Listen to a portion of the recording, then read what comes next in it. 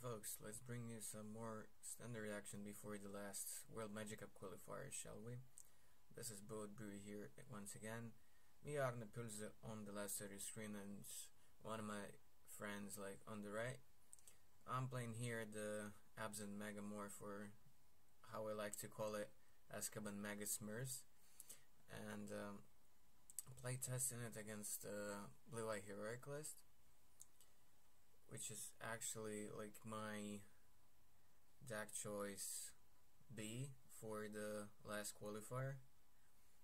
In the first one I played the aggro version of Abzan.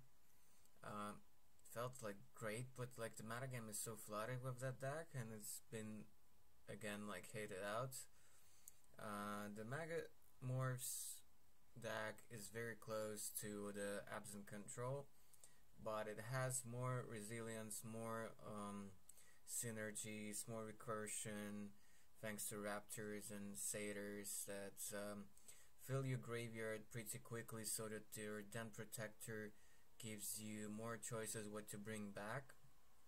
Also, one of the innovations of the deck list which I took as a base for this deck was the list that actually won our last World Magic Cup qualifier, and also won our latest preliminary Pro Tour qualifier. So he was playing with a split of 1-1 in main and sideboards, Hidden Dragon Slayer. So here you see Blue-Eye Heroic actually taking Mulligan down to 6 because no creatures and just a bunch of spells. So that's not a good start. You want to have at least one creature so that all your buffs and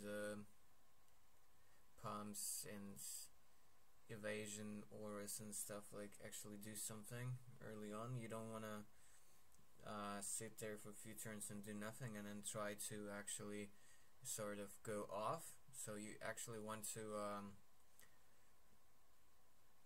start your game quickly. For Blue-Eyed Heroic, it's Logan Mize's list from a few weeks ago. If you're on straight Blue-Eyed and not Band Heroic, then his list is probably the way to go. When you think of green splash for cards like Jamalka's Command, then you probably want the list from Todd Anderson and the Star City Games Company. I mean Players Company. So because they've been quite successful with that version, so you want to look at those lists and then maybe tweak them a little bit according to the metagame, which shifted quite a bit. So he started with Fable Hoplites, and I went after Tap Citadel into Forces, taking the Ordeal. Everything else was still annoying, but didn't translate into more damage, unlike the Ordeal. So top decked Ordeal turn 2, that's pretty sweet. So he took one twice from the fetch and Mana Confluence. I took quite a bit of damage too because of the Thoughtseize and the attacks and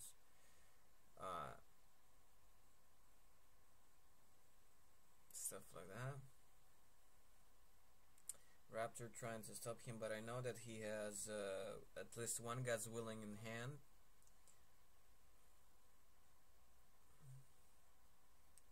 He's bailing me out to block his guy, of course he's gonna spend the God's Willing here.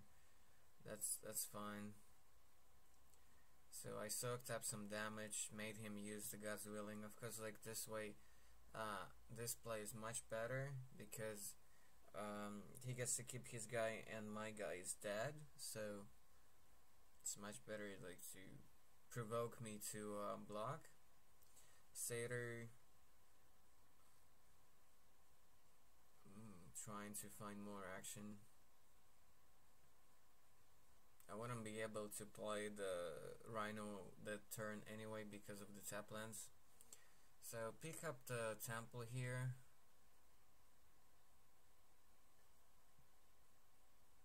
Because why not? Don't have anything for 2 mana here.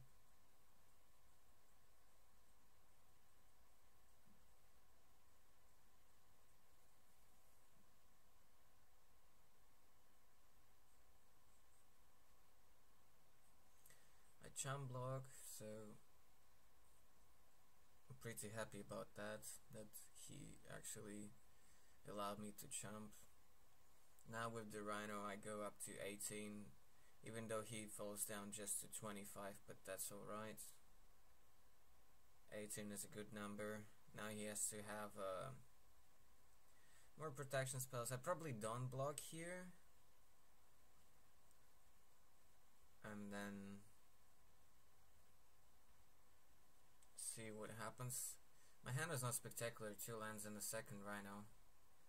For some reason he decides to go with the God's Willing here, even though his guy was already fine. Like, it was already a 5-6, now it's 6-7.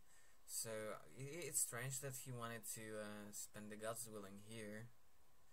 I wouldn't, I would just attack. Like, it would be a very bad block for me. Attack with my Rhino, cause might as well. Blocking with 2 Rhinos doesn't seem like a great proposition. So play the second one. I'm at 15. Okay, now officially, like, I'm just trying to raise somehow here. He's hitting for 7, so I'm most likely dead next turn unless something crazy happens, or he has absolutely nothing. I fall down to 8. So his guy is unblockable now thanks to the aura. Yeah, he forgot to pay his land, and I actually remember like the last card in his hand now. Well, at least one of the 2 in his hand. That's the Stubborn Denial. I saw it from Fotsies in the beginning of the game. And if he doesn't have like any other protection spell except for the Stubborn Denial, that Hidden Dragon Slayer is gonna actually like do a lot of job here. So definitely played the lands. Then I can't really block, so attacking with the Rhinos, putting him down to 9.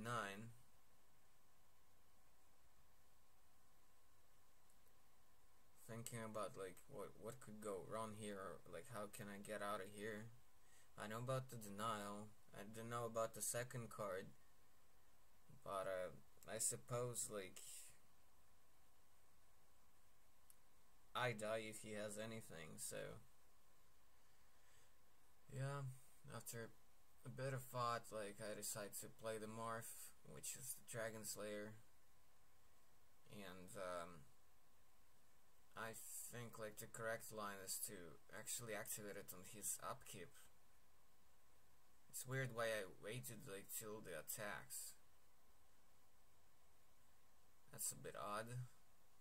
I should have like tried to nuke it. Maybe because I'm like so not used to like Dragon Slayer as a card in my deck. But yeah, I should have tried to go it on upkeep.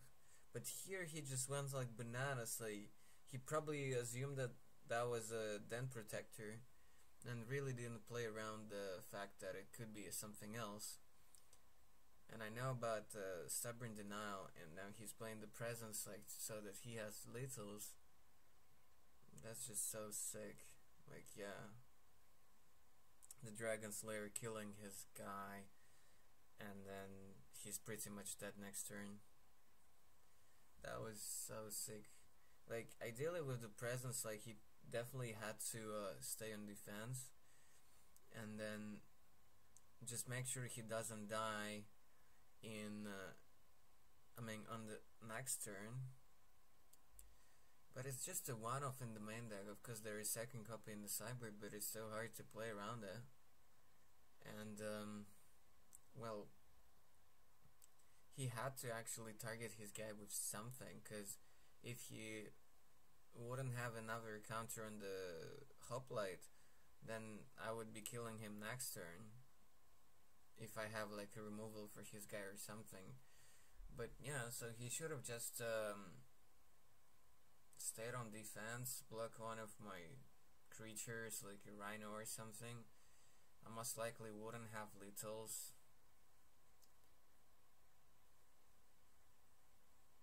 So that was strange. He was at 9, so 4 from a second Rhino. Let's see, it would have been then Protector, that's 3 more 7. Abzan Charm kinda would have done it, I guess. But he would have the Stubborn Denial for that, so his bases were pretty much secured. Yeah. He just wanted like a quick win, like third Rhino would have done it for me, I think. Playing around the denial, something like that. So I guess he wanted to play around that,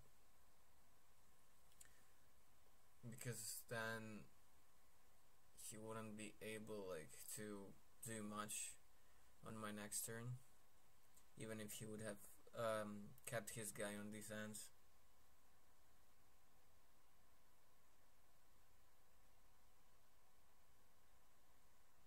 He's consulting his grip.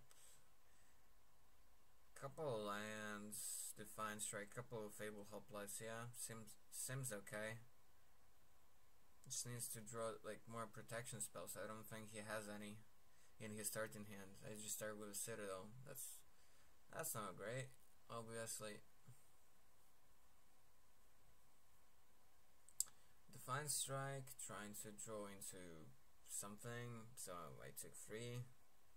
But no second lands. That's weird. I thought I saw like a temple there. What else could have that been? Maybe like because of a blink of an eye. I mean, some glimpse. I thought that blue-white hoplite or whatever was the temple. Maybe that was the thing. Okay, fetch up before I fall down to 16. Not a very good place to be. I do have a lot of action in my hand, and I would have fetched anyway, so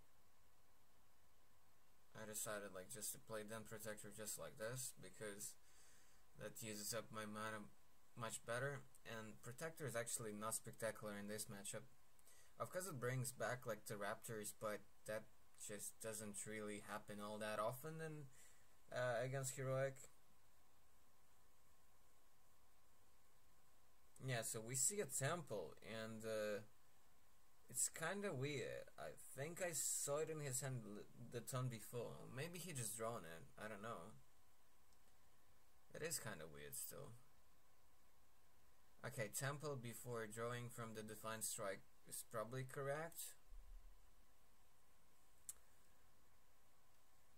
Probably correct.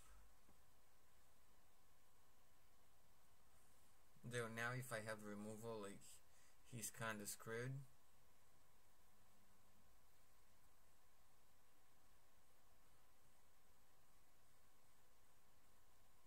And now even Abzan Charm does it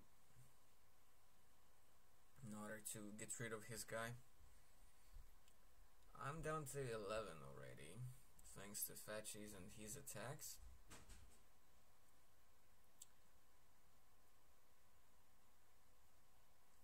So, not really in the best shape ever.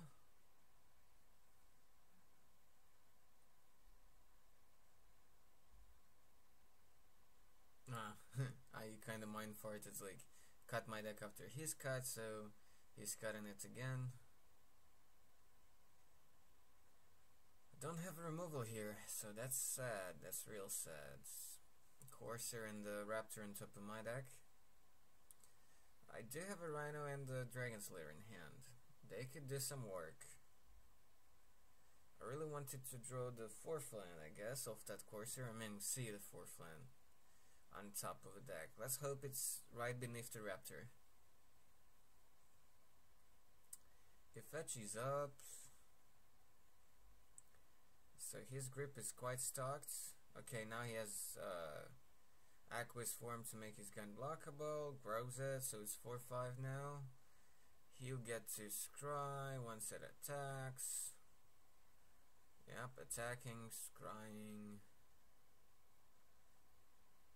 I think that was a land, so pushes it to the bottom. Plays the Fable Hoplites. Number 2 in passes, so probably representing some protection spell. I don't see a 4th land. That was pretty sad for the home team. I can't block his guy. It's already 4 that I'm most likely gonna take from it.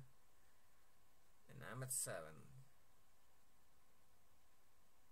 Well, I need a blocker for his second hoplites, so might as well attack with the Courser. Gonna play a morph here and hope for the best. That I think was a Dragon Slayer once again.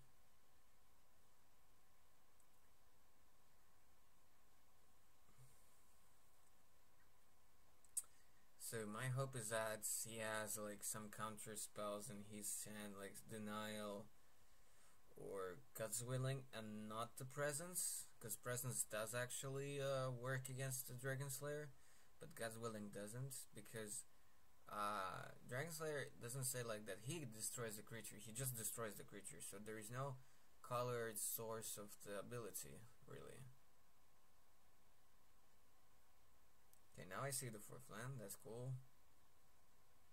Get a life with the Courser. It's a Raptor, not what I want to see. Elspeth was a pretty bad draw here. But I do think you can't really side out like Elspeth's like in this matchup, like maybe 1 maximum, but you want to keep at least 1 in the deck. Because they can't really use up Denial to protect their big guy. They can use like Presence or Disdainful Stroke.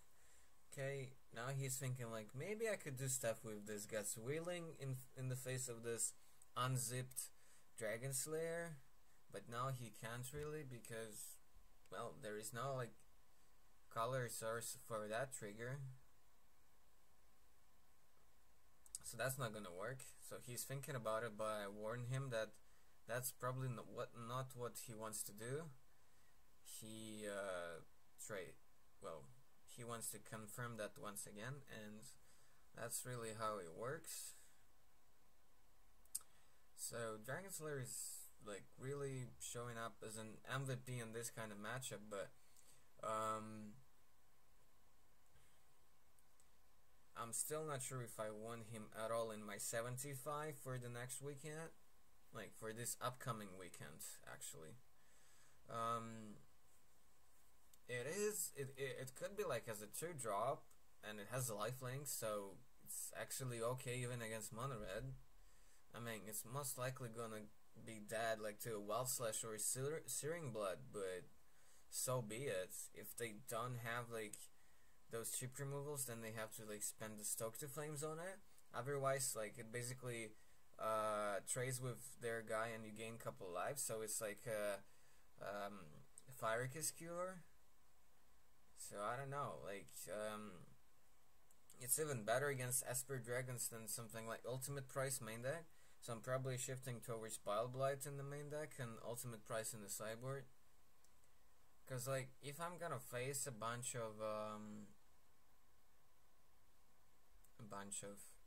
Abzan decks, then I would really be annoyed to have Ultimate Price in my deck. On the other hand, a lot of players like do like Abzan Control, and their price does get a few targets like opposing Courser and Den Protector. So, but if it will be a lot of aggro and some weird decks, then I don't know. It's a very strange card. I do like how it's like helps your Raptor package, etc. And it's a straight 2-for-1 most of the time. And then you can recure it with Den Protector, so keep this value chain going. That's a tricky card. I mean, it's a metagame call for sure. Question is like how much I want it in my metagame. In the first tournament, like in the first qualifier, it was like very good apparently. A lot of Abzan aggro, a lot of like red aggro decks, decks, well, not like red deck wins, but Mardu, Jeskai. Well, it's not that great against Jeskai, yeah. Doesn't kill a lot of stuff. Well, it doesn't really kill anything against Jeskai, so maybe that's one of the tiebreakers to not play it, because there were some Jeskai decks. Then Protector on top of my deck, he has like a few creatures but nothing threatening now. Mutate thanks to Siege Rhino and Courser, so, well, not Courser, it didn't get me a second land yet. He's trying to trade for my lifelink guy. That's like pretty weird. Well, not trade, but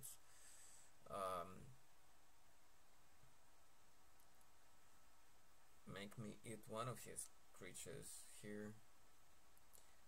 It's kinda hard to say what I want to be dead here between Hero of Arrows and the Seeker of the Way. I can probably kill the Seeker, because I don't think he's gonna spend like more than 2 spells here.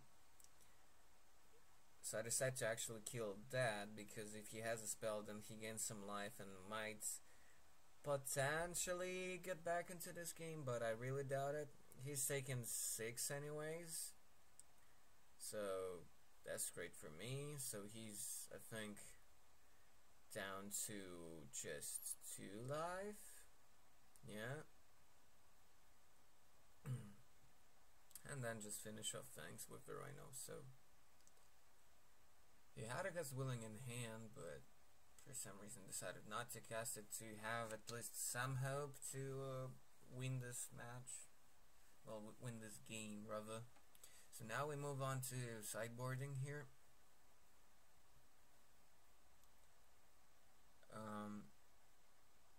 Self-Inflicted Wound is common card in the sideboard of the aggro deck. I don't have that. I have one more Dragon Slayer, which was surprisingly very good. Well, not surprisingly, but it did impress me. One more Ultimate Prize. Here I used up a list with 1 sideboard and 2 main prices.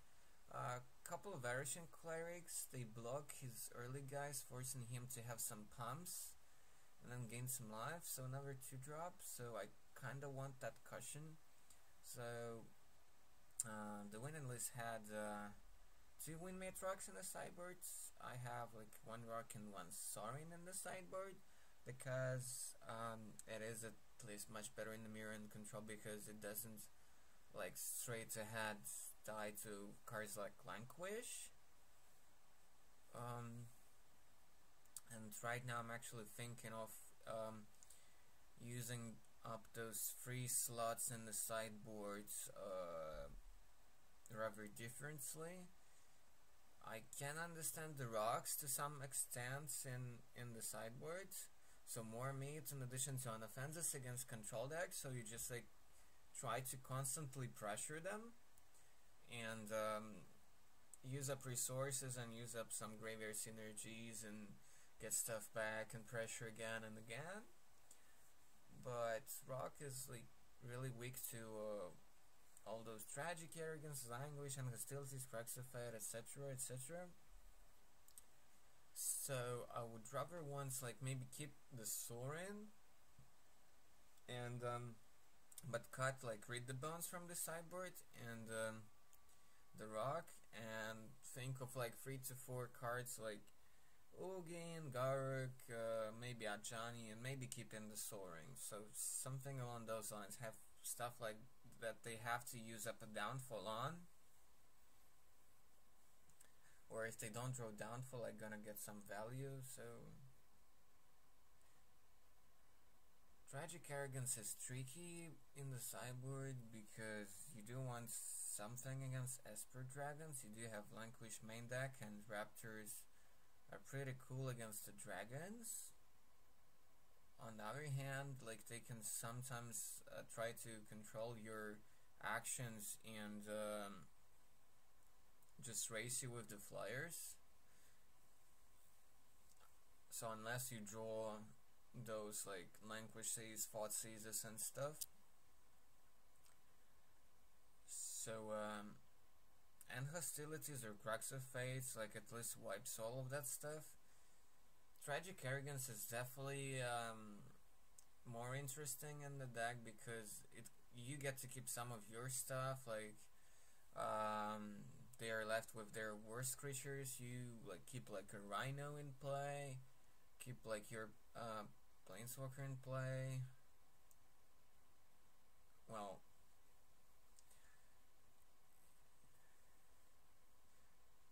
Tragic Arrogance originally was because of the Constellation decks, the Enchantress decks, and because of the Blue-Red Artifacts deck. So it was against like Darksteel, Citadel plus and Soul Artifact.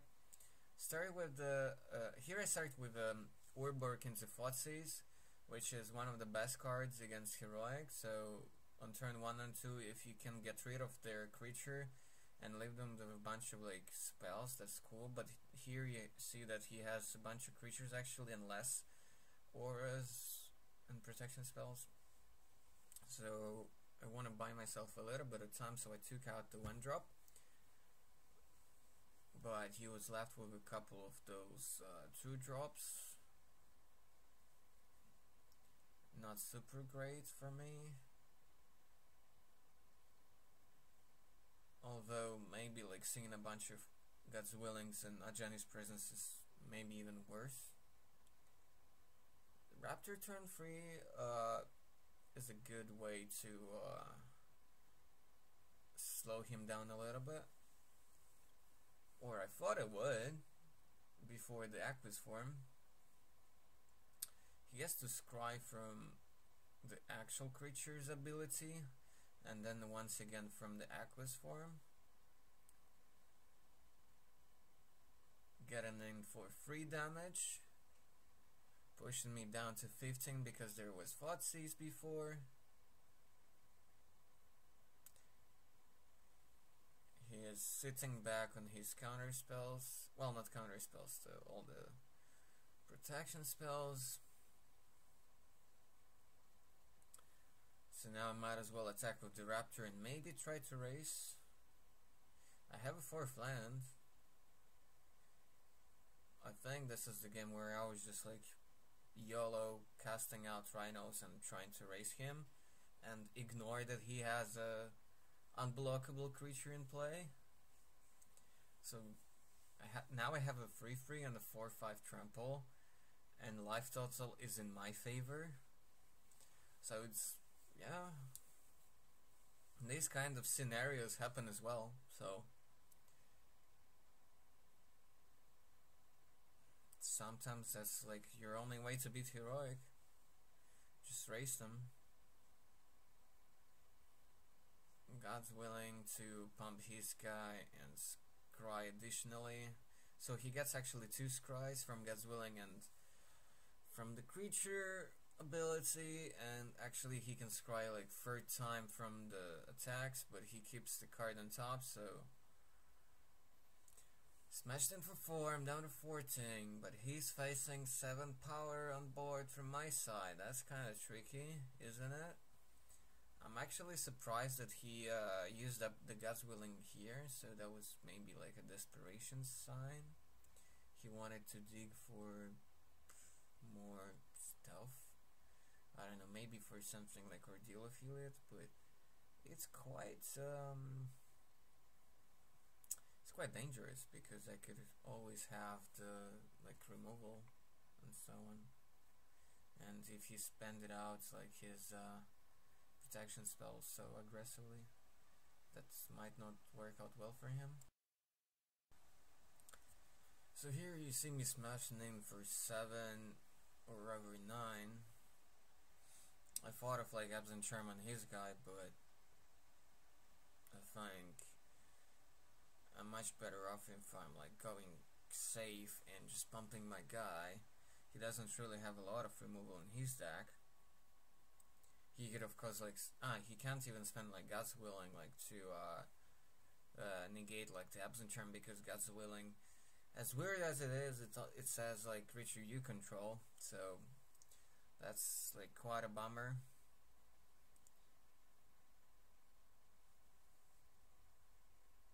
When I was like playtesting with Heroic, that was like very big surprise for me. That is creature you control. Hero Virus, Aqua's form on it. So yeah, but nothing special. He would have to basically jump with both his guys. So really like very nervous sequence from the Heroic here, because like why to do all this? Like, okay, you can survive for a turn, but that's about it. Like, he didn't really have to like even play that Aqua's form there. Yeah, because each creature is lethal, and he's even taken one from the Rhino here. So yeah, that was just like desperation mode. Could even like remove one of his guys or pump one of my guys. So yeah, yep.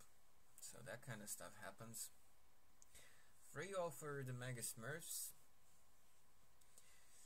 Blue Heroic is not like one of the most popular decks, but it did kind of picked up on Magic Online at Sims and at some SG events. Well, not so much at SG events. It's still a good deck, and Abzan is actually like not super fast deck, and of course like they have removal and so on. But Heroic has been traditionally quite okay against Abzan decks, whether it's aggro control or mid range like this.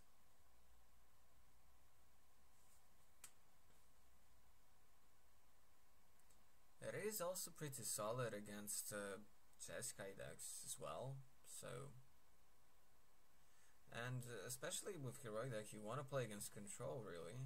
Like, yes, they have like wrath effects, but not that many of them, and a lot of their spells are very expensive, and especially after sideboard matchups like this actually do get quite a bit better. But disdainful strokes are actually, it's kind of an awkward spot against my deck, because I have a lot of creatures that can't be countered by it. Like, I have a lot of like removals that can be hit by the disdainfuls, so he still probably should bring in at least one for stuff like Lanquish, Elspeth, Rhino. 0-4 on turn 1 is pretty solid indeed.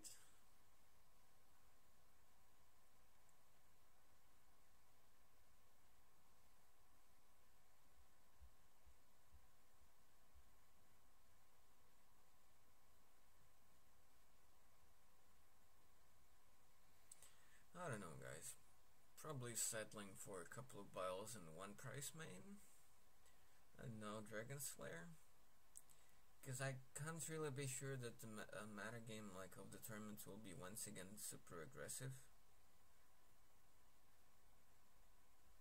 and having a third 2-mana removal is pretty nice against decks like with Chase, for example, and it's actually quite okay against Abzan control.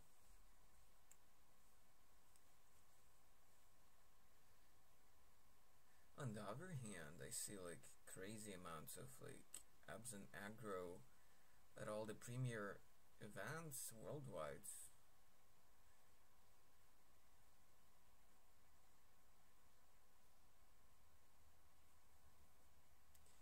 So yeah, we'll have to check out more of the Magic Online deck lists. I did check like all the big real life events. So Aqua's form on the Laguna, the way I like to call it, even though it's not actual Laguna, but what else? So a couple of creatures I thought seized away, God's Willing away from him, I think. Yeah, because that's the only non-land in his bin.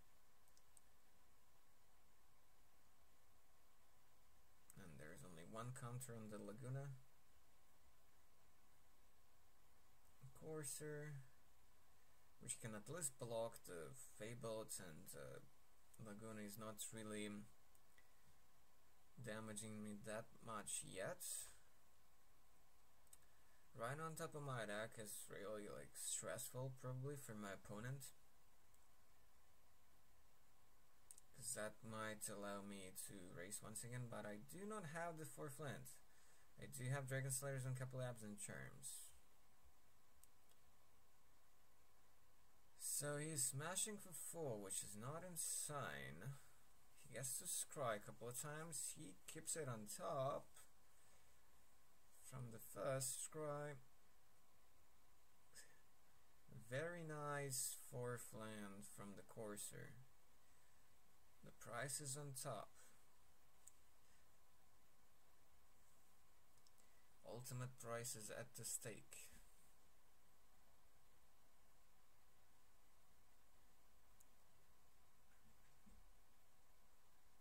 Not really sure if I want to crack the Fetchland here. I do have the charms and I could wait for a turn.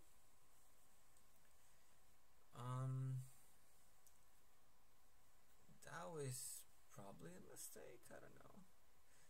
On the other hand, if he makes his guys bigger, I still have the charms, but price uses up my mana a bit better, in case, for example, I draw the 5th land.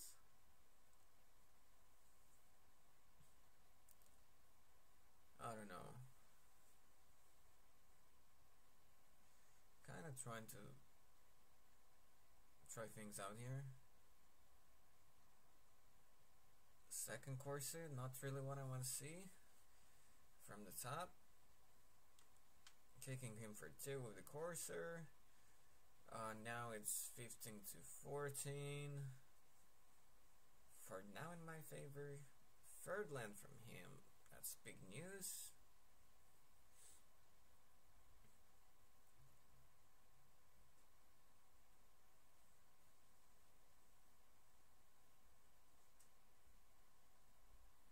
Not really sure that he sideboarded well here, because I think Mantor should have probably come in against a deck with a bunch of 1/1 removals,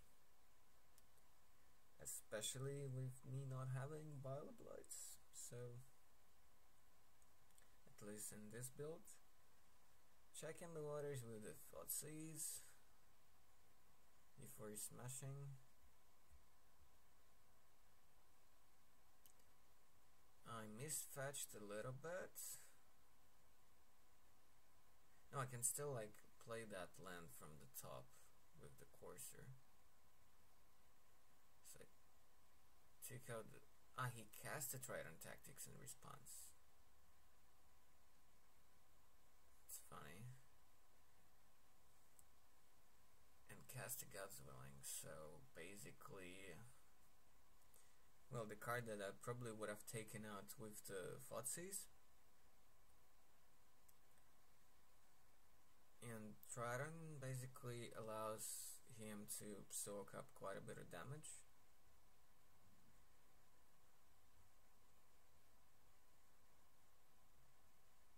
In this kind of case, I decided to play the course and then play the land from the top, gaining a couple of life. He's not attacking me for a huge amount here, but things could change. Now Laguna is 4 power, and after attacking it will be 5 power. And Fabled would be 4 power, so that's potentially attack for 9 if he actually wants to. I have 8 power on board. 1 Abzan charm doesn't do it. So I think he should have attacked with both creatures here. Because then if he draws like a Defiant Strike, though he took some of them out, he could have had like lethals. No, not exactly. It will be like 1 point short of lethals. Something like that. Yeah, he definitely should have attacked with both creatures. I do get to gain a couple lives of the land, but now like his next attack little. I go up to 9 of that land. His next attack is kinda little. His shields might be down quite a bit.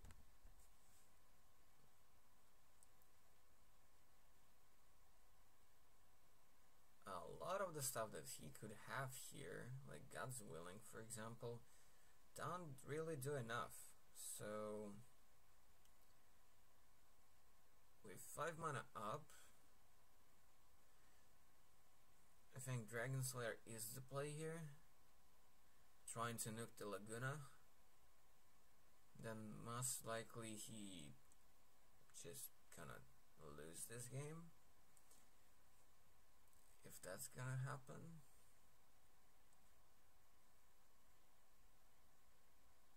Oh damn, okay. I think like if he has the presence, of course then I lose, but I suppose I shouldn't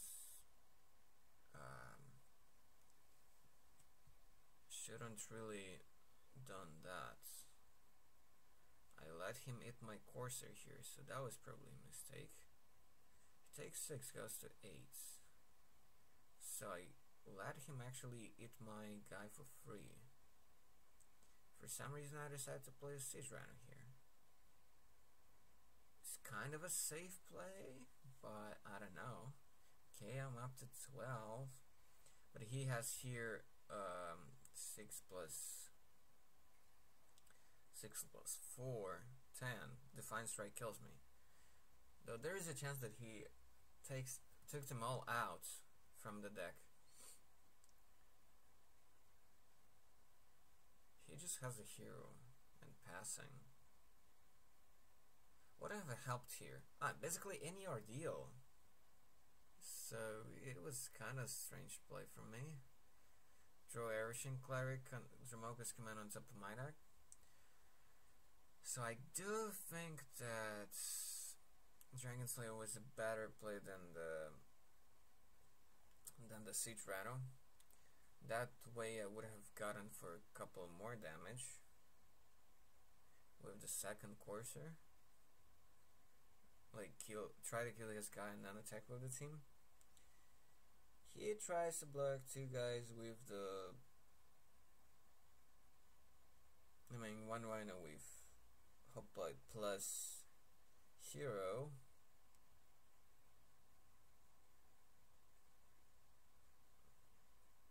That sort of can telegraph to me that he doesn't really have anything. He has Bleed Mana up.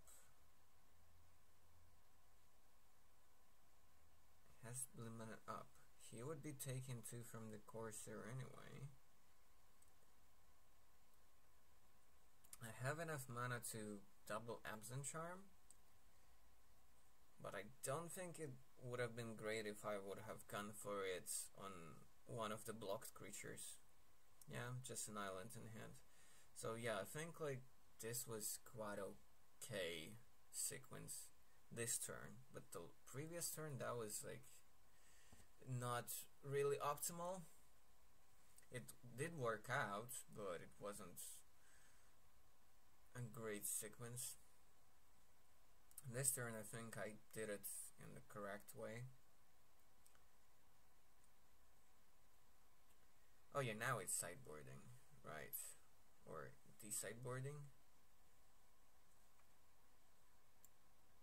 Hold on, fellas. Oh yeah, now we are like siding out and stuff. Just to show you once more, what was it all about? I was bringing Soaring.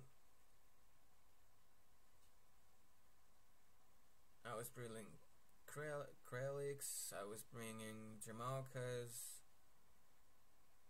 He was taking out like some of the Heliod's, Ordeals, some presence, which is weird.